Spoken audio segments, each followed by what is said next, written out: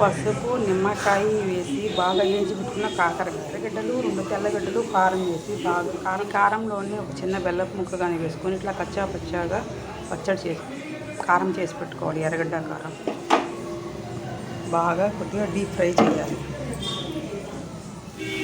మనం ఎర్రగడ్డ కారాన్ని ఇలా బాగా రోస్ట్గా వేయించుకోవాలి.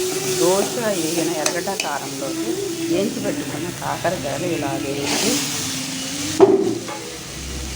బాగా ఆ ఎర్రగడ్డ కారం వాటిలో బాగా పట్టేటట్టుగా బాగా వేయించుకోవాలి.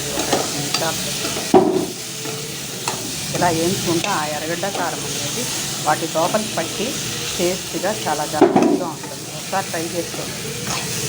ఓకే.